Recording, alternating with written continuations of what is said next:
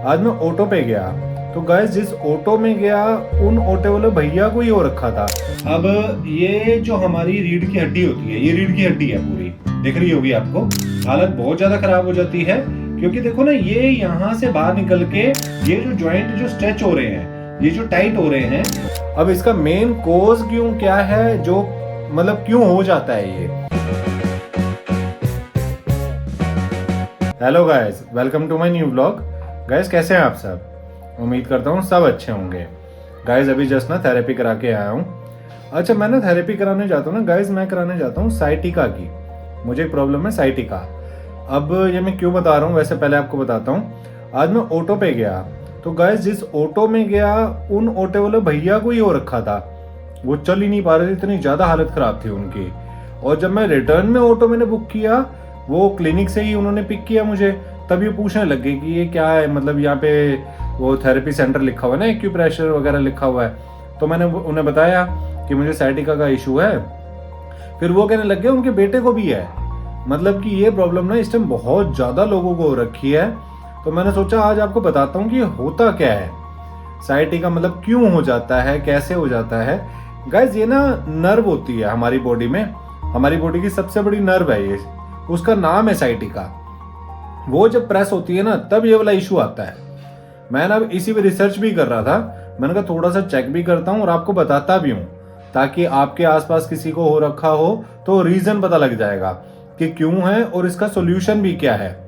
तो आपको मैं शेयर करता हूँ, स्क्रीन पे लेके चलता हूँ। स्क्रीन पे कुछ मैंने इमेज डाउनलोड की हैं, वहां से आपको थोड़ा सा इजी समझाता हूँ। आओ एक बार स्क्रीन पे चलते हैं।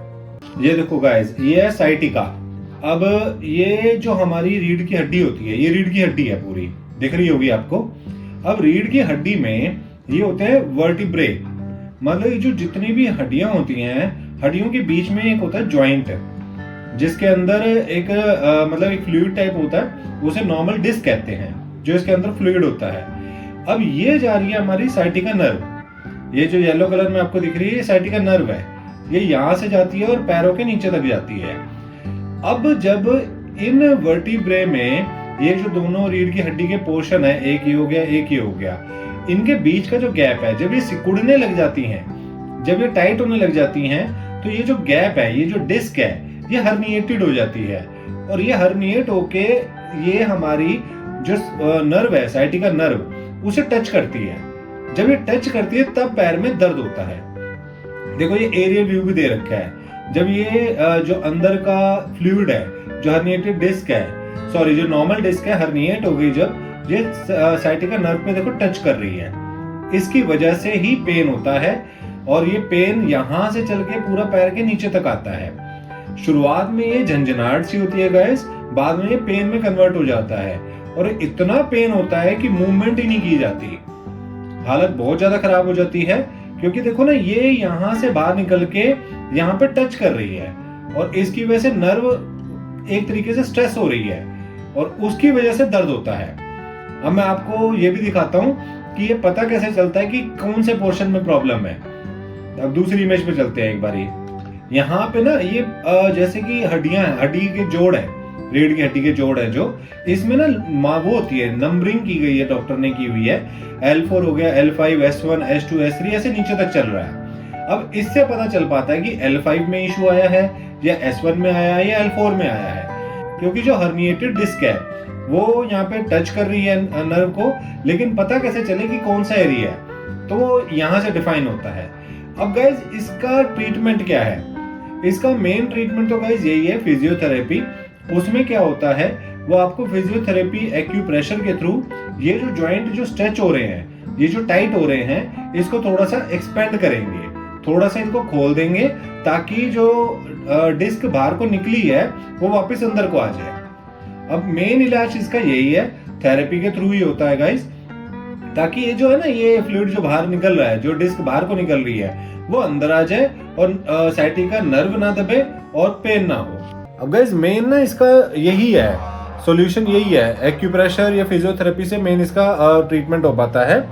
और अगर ये बढ़ जाए तो गाइस ऑपरेशन के भी वो चांसेस बन जाते हैं। तभी ये अगर आपको हो रहा है या आपके नोन में किसी को भी हो रहा है, इसका टाइम से ट्रीटमेंट करवा लो, ज्यादा बेटर है। ताकि प्रॉब्लम बढ़ ना जाए। अब इसका मेन कोज क्या है, जो मतलब क्यों हो जाता है ये, इसका सबसे बड़ा कोज है हमारा बैठने का पोस्चर, हमारी सिटिंग जॉब, प्लस हमारी एक्सरसाइज ना करना। अब मेरी आपको पता है सिटिंग जॉब है मेन, तभी ये मुझे इशू तभी हुआ है, मेरे सिटिंग पोस्चर की वजह से ये इशू आ गया। बट अगर ये इशू आ गया, अब आप एक्सरसाइज नहीं कर सकते।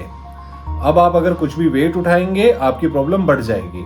तभी आप डॉक्टर को कंसल्ट करें पहले, उसके बाद ही कुछ वेट वगैरह का काम करें।